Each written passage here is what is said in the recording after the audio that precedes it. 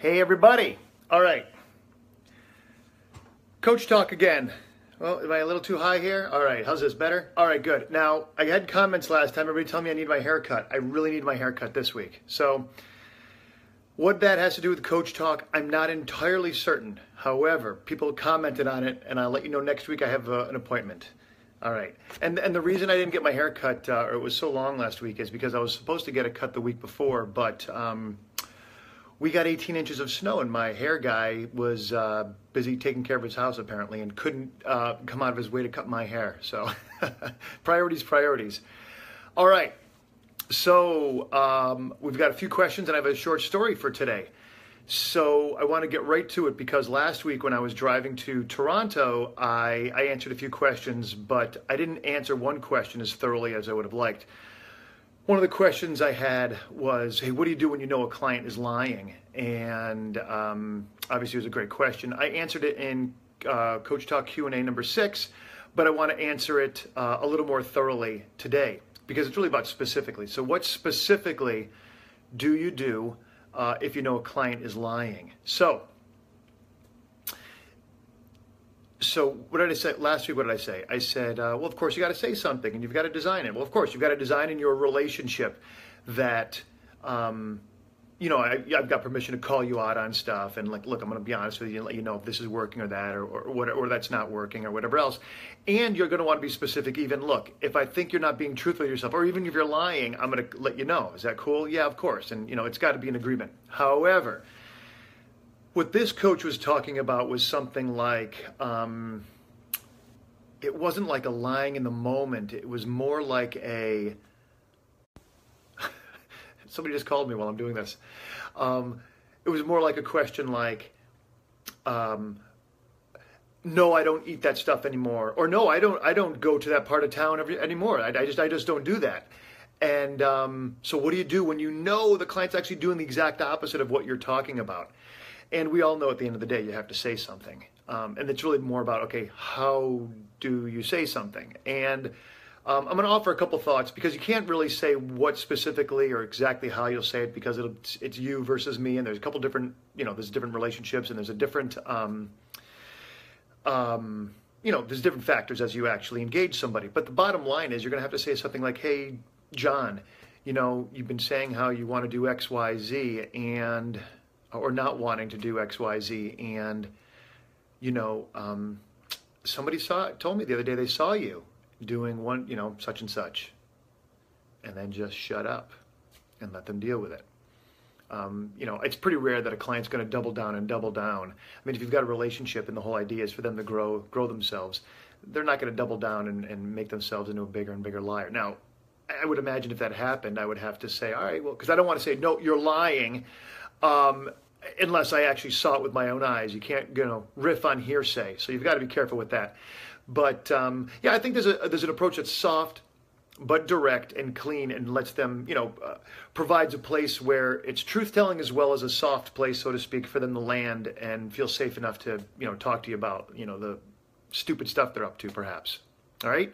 I hope that helps. If it doesn't, somebody else, you go ahead and ask for the clarity you want. Another question I got. How to distinguish between the client's clarity, I got it in quotes, so there's your quotes. How to distinguish between the client's clarity and real clarity or true clarity. I think it's a great question, and ultimately it's a question of how do you know if your client's really in a place of aliveness or resonance or engagement. I'm going to share a fun story about me getting coached recently. You don't always know. Sometimes we can tell when our clients are messing around or not quite or kind of phoning it in, right, metaphorically, where they're just saying the right words and, oh yeah, no, I'm really committed to this. And you can just energetically, you can feel that. My big thing is trust yourself. Say something about that. So a story, I was getting coached the other day and I was in my own story and I sound like really excited and motivated. And I'm often like that anyway. And so, if you're going to coach me, you better have a very fine barometer, so to speak, to distinguish between my general enthusiasm and my enthusiasm that is, just habit. And so anyway, I was getting coached And I was explaining to my coach saying, listen, I can't do this now because 1, 2, 3, and I don't have time for this. But in 2 years, and so the plan is to build up to this, and I'm going to do the things now, but until then, I'm not doing anything. And she said, well, that's crap. What did she say? That's crap. She said something about, what are you making up? Or that, it was like, she just leveled me. And I said, wow, I just want to like swear at you right now. She said, well, go ahead. So I did. And I said, the truth is, yeah, I'm doing a little bit of an all or nothing thing. And I think I'm not alone in going to that all or nothing place sometimes. But I said, I think I'm doing like an all or nothing thing, and I'm putting it all off for a couple of years rather than getting engaged in this really important conversation that I think needs to be had. And she nailed me on it. But it was in that moment that I went from clarity, right, to clarity. And so you got to challenge your clients. You got to call them on stuff and be willing to be way off. And that better be designed really consciously in your relationship as well, so that you can fail wildly. But there's no real failure. It's just clarity. And now what you've got is two people working together for the benefit of one. And what did you get? You got that clarity you were after. So, and that's really all that we're going for when you're working with somebody, right? And having these types of conversations.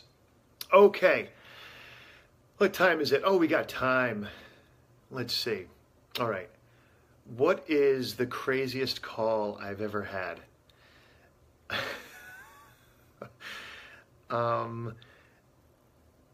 This one, by the way, what I try to do is not think about these too much before I go on, because I want this to be fresh. Rather than canned and all that jazz. So, I had a couple calls, that have been a little bit wild and different than I thought I would ever experience. I was doing a one-on-one mentor session with somebody once, and I'm going to make this as rated G as possible, but you'll perhaps grab it. So I was doing a one-on-one mentoring, and the person that I was mentoring brought a recording to me, and the woman who was getting coached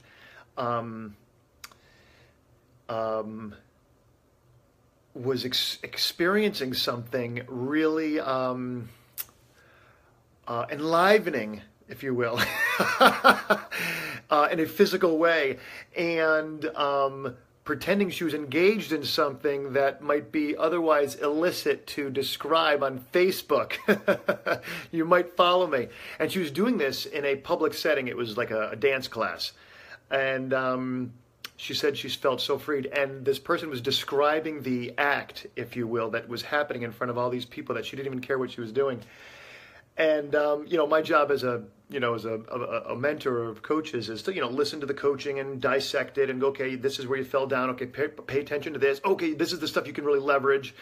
And my brain almost exploded when I heard this client talking about this, and I had to do my very best to keep bringing it down and bringing it down to the sort of the science of coaching rather than my disbelief as to, one, what I was listening to in general, but two, that this coach brought this call to me. It was an interesting experience.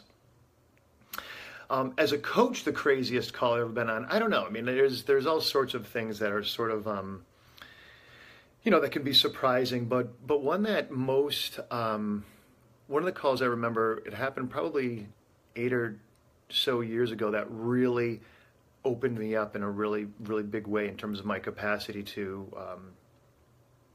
say it like I saw it, if you will, as a coach, was I was working with somebody who had, this guy had like 2 or 3 PhDs. It was insane. Like more letters and college and insane. And he took this piddly little certification for something and didn't get the results as quickly as he wanted. And he and I were coaching, and he was having a meltdown about needing those letters. I need those letters. And he was adamant, and he was screaming, and I kept saying, stop this. This isn't you. This isn't, you aren't the letters. I need them. I need them. And it was sort of, I was getting louder and more more aggressive and aggressive in a way that I'd never been before as a coach, and just standing for this client's for the truth rather than the crap that, you know, who you are is a bunch of letters, or who you are is the car you drive, or who you are. Any of that stuff is totally, you know, it's irrelevant to the quality of character in which we were working on this person, or that we were working with this person with. So anyway, the yelling match lasted for probably a ridiculous amount of time, which is probably only 2 or 3 minutes. And finally, he broke down, and you know, he began to weep, realizing that he'd spent probably 40 years of his life just gaining education and education and education to prove that he was something, that he was well, that he was something, and he was in large part a medication for a sense of inadequacy. And the wonderful thing, and I'll just kind of tell you how the story ends, is you know, once you kind of get broken in that way, and you get to see the truth of how you've been living, and again, you know, in a coaching environment where you get to do it in a safe place, and someone doesn't think you're an idiot after that, and they go, oh yeah, I get that. You know, I've been there. I've done the same type of thing in my own way, and we all have. We've all been thieves in our own way, if only to have not really lived our best selves. And that's probably the least of the many ways, or the simplest.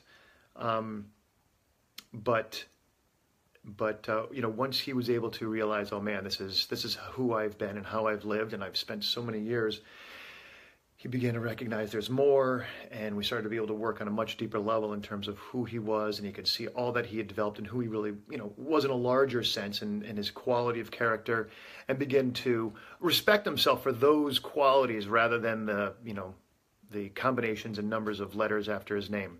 So that was a really groundbreaking coaching interaction for me. So trying to think of what else there is to learn from that. I don't know. Be strong, steadfast. I'm not sure. You tell me what you learned from it. I'm not going to debrief it. All right. We're out of here. It's 11:40, almost 4, and that's Coach Talk, and I'll see y'all next week. All right. Peace.